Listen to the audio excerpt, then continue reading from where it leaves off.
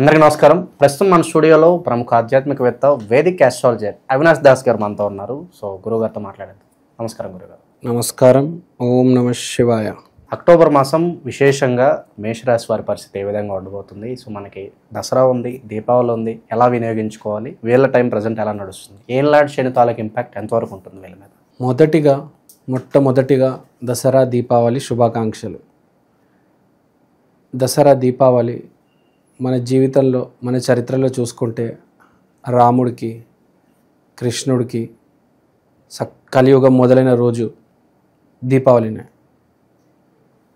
రాముడు అయోధ్యకి తిరిగి రావడం, కృష్ణుడు అర్జునుడు కలిసి కౌరవుల్ని వధించడం దీపావళి రోజు. సో మనకు జీవితంలో మన హిస్టరీలో చూసుకుంటే మోస్ట్ ఇంపార్టెంట్ కలియుగం మొదలైంది కూడా దీపావళి రోజే. అంటే సింపుల్గా చెప్పాలంటే సృష్టి మొదలైంది కూడా దీపావళి రోజే అని చెప్పుకోవచ్చు. దీనికన్నా ఇంపార్టెంట్ ఏది లేదు. సో దీని పట్ల ఏం అర్థం చేసుకోవాలంటే, మనం కూడా స్టార్ డస్ట్, మనం కూడా ఈ భూమి, దేవుడు మొత్తం ఒక తత్వం, లేకపోతే మీరు ఏదైనా అనుకోండి, ఒక శక్తి. ఆ శక్తికి మనం ఒక చిన్న అవతారం. సో మన జీవితాలు కూడా మారాలంటే ఆ రోజు నుంచి మనం మార్పు తెచ్చుకుంటే చాలా బెటర్.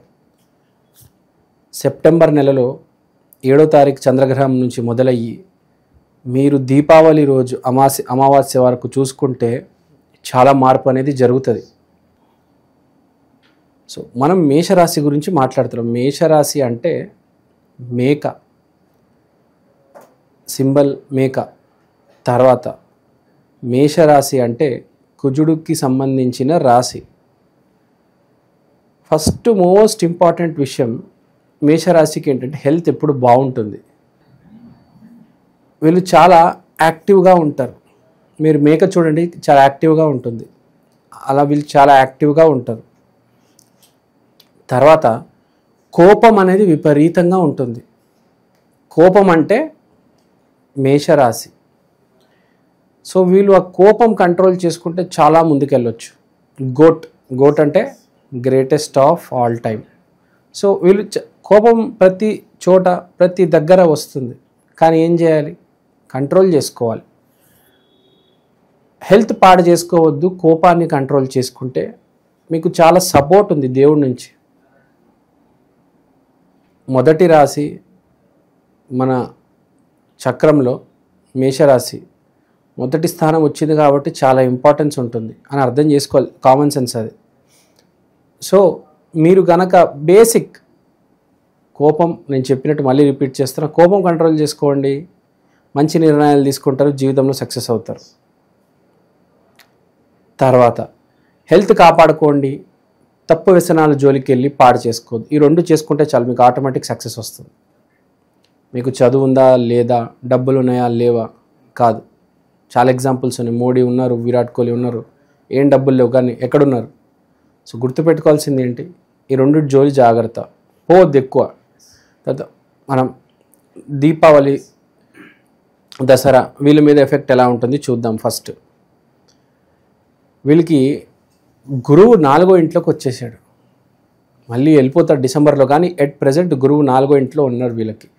శుక్రుడు 6వ ఇంట్లో, సూర్యుడు 7వ ఇంట్లో ఉన్నాడు. ఓకే, 8వ ఇంట్లో బుధుడు మరియు కుజుడు ఉన్నాడు. కానీ 4వ ఇంట్లో చూసుకుంటే మనకు గురువు ఉన్నారు. అంటే మంచి సమయం నడుస్తుంది వీళ్ళకి. అక్టోబర్ 23, 22వ తారీఖు అమావాస్య, దీపావళి, కార్తీక మాసం మొదలవుతుంది. సో ఇన్ని చేంజెస్ ఉన్నాయి. సో మీకు చెప్పేది ఏంటంటే, నేను ఇన్ని చేంజెస్ మీకు ఉన్నప్పుడు దీపావళి, అమావాస్య, కార్తీక మాసం అద్భుతం. అసలు మనం చెప్పాం కదా, దీని మించిన రోజు లేదు అసలు. The ultimate day, the dooms day అంటారు కదా, ద జడ్జ్మెంట్ డే అంటారు చూడండి. ఇంకా మీరు ఏదైనా అనుకోవండి. రాముడు రోజు దీపావళి చెప్పాలంటే, శ్రీరాముడు రోజు, కృష్ణుడి రోజు. నేను మించిన రోజు లేదు కాబట్టి మీరు ఏం చేస్తారంటే దీపావళి రోజున ఏదైనా మంచి పని మొదలు పెట్టండి. యాక్చువల్గా మీ పని మొదలు పెట్టేస్తే కనుక ఆ రోజు మీరు దాన్ని కంటిన్యూ చేయండి. ఫర్ ఎగ్జాంపుల్ మీరు ఏదైనా చదువుకుంటున్నారు, ఏదైనా స్టార్ట్ చేద్దాం అనుకుంటారు, ఆ దీపావళి రోజు స్టార్ట్ చేయండి. లేకపోతే మీరు ఆల్రెడీ చదువుతూనే ఉన్నారు, ఆ రోజు ఏదైనా బాగా ఇంపార్టెంట్ చాప్టర్ ఏదైనా చదువుకోవండి. మీ పుస్తకాలు తీసి దేవుడి దగ్గరికి పెట్టండి. దీపావళి రోజు చేయాల్సింది ఏంటంటే చాలా ఇంపార్టెంట్, చాలామందికి తెలియనిది ఏంటంటే దీపావళి రోజు తెగ కష్టపడుతూ ఉంటారు. ఆ రోజు కష్టపడకూడదు యాక్చువల్గా ఎక్కువ. ఆ రోజు మీరు కనీసం 1 hour మీ బుక్ దేవుడి గదిలో పెట్టాలి. కష్టమే కాదు, దేవుడు దయ కూడా కావాలి, బ్లెస్సింగ్ కూడా కావాలి జీవితానికి. అంటారు కదా, పుచ్చకాయ ఉన్నంత కష్టం ఉంటే సరిపోదు, ఆవగింజ ఉన్నంత అదృష్టం కూడా కావాలి. సో ఆ రోజు అదృష్టం ఇచ్చే రోజు, దేవుడు ఆ రోజు అదృష్టం అనేది ఇస్తాడు. కాబట్టి మీరు ఆ కష్టంలో పడిపోతే ఎట్లా? దేవుడి దగ్గరకు వచ్చి చదువుకోండి, పర్లేదు 2-3 గంటలు చదువుకోండి, కానీ ఆ పుస్తకం తీసుకొచ్చి అక్కడ పెట్టాలి. రాత్రి పూజ చేస్తారు కదా రాజు, ప్రతి ఇంట్లో లక్ష్మీ పూజ చేస్తారు. ఆ రోజు లక్ష్మీ పూజ చేసినప్పుడు మీరు ఆ పుస్తకం పెట్టాలి. మీరు యూట్యూబ్లో ఉంటే మీరు కెమెరా పెట్టాలి, లేకపోతే మీకు సంబంధించింది ఏదైనా ఉండొచ్చు, మీ వీడియో ప్లే చేసుకోవచ్చు. మీరు ఒక వ్లాగర్ అయితే, మీరు ఒక సాఫ్ట్వేర్ ఇంజనీర్ అయితే మీ ల్యాప్టాప్ పెట్టుకోవచ్చు, మీరు ఒక డాక్టర్ అయితే మీ స్టెత్ పెట్టుకోవచ్చు, మీరు ఒక లాయర్ అయితే మీ కోట్ పెట్టుకోవచ్చు. ఏదైనా ఆ రోజు పెట్టి మీరు మీ బ్లెస్సింగ్ని అడగండి దేవుణ్ణి. ఎందుకంటే గురువు కూడా మనకు స్వక్షేత్రంలో ఉన్నాడు ఆ రోజు. ప్లస్ ఈ సంవత్సరం వైశిష్ట్యం ఏంటంటే 2025 మొత్తం కలిపితే 9. తర్వాత కేతువు మంచి బలమైన స్థానంలో ఉన్నాడు. కేతు చాలా ఇంపార్టెంట్ నవగ్రహాల్లో. గురువుకి ఉత్తరాధికారి కేతువు, గురువుకి గురువు కేతు, అంటే గురువుకి గురువు అనే గ్రహానికి మళ్ళీ గురువు కేతు. సో ఇక్కడ తెలుసుకోవాల్సింది ఏంటి, ఆ రోజు ప్రతి మనిషి తూచా తప్పకుండా దీపావళి రోజు వాడు పూజ చేయాలి. నేను పూజ చేయను, నేను హోమం చేయను, నేను వ్రతాలు పాటించను, నేను దీక్షలు ఉండండి, ఏం చేయమాకు. 1 minute అడుగుతున్నాను, మీ 1 minute ఆ పుస్తకం పెట్టండి అంతే.